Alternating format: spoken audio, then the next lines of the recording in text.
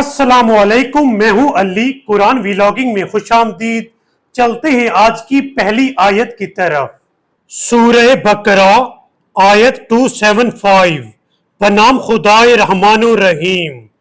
جو لوگ سود کھاتے ہیں وہ بس اس شخص کی طرح اٹھیں گے جسے شیطان نے چھو کر حواس باختہ کیا ہو۔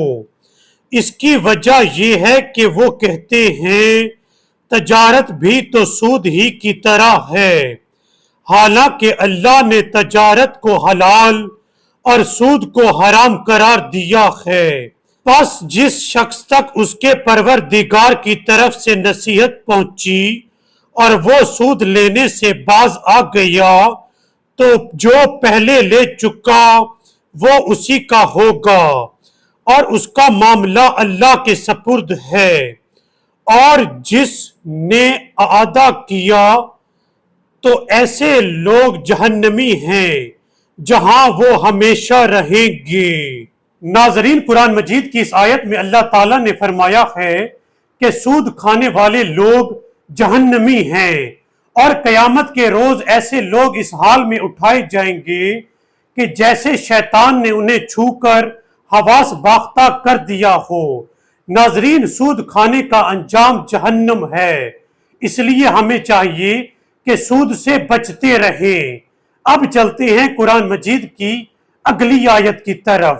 اللہ سود کو ناپائیدار اور خیرات کو بابرکت بنا دیتا ہے، اور اللہ کسی ناشکر گناہگار کو پسند نہیں کرتا۔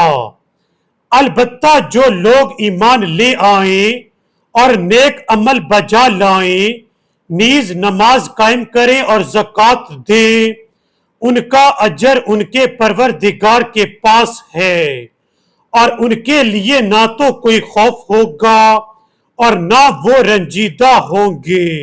ناظرین، قرآن مجید کی اس آیت میں اللہ تعالیٰ نے سود کا مقابلہ کیا ہے صدقہ اور خیرات کے ساتھ، کیونکہ صدقے کے پیچھے ایک نیک انسان کی سوچ اور ایک پاکیزہ انسان ہوتا ہے، جبکہ سود کے پیچھے ایک خبیث شخص کی سوچ اور ایک شیطانی شخص ہوتا ہے۔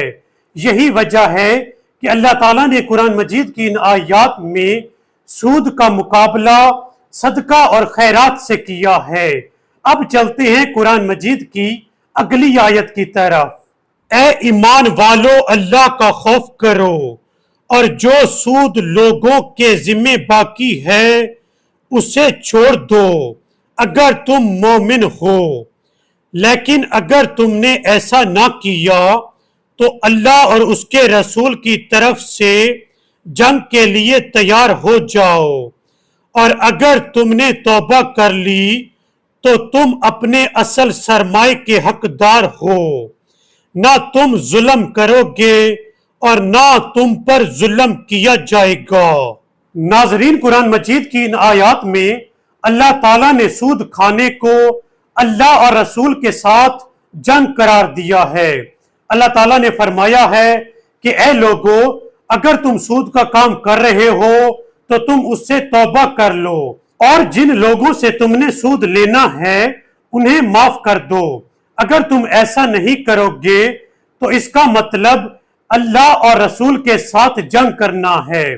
ناظرین، سود کا کاروبار کرنا انسان کو جہنم میں لے جاتا ہے، اس لیے ہمیں چاہیے کہ سود جیسی لعنت سے بچتے رہیں۔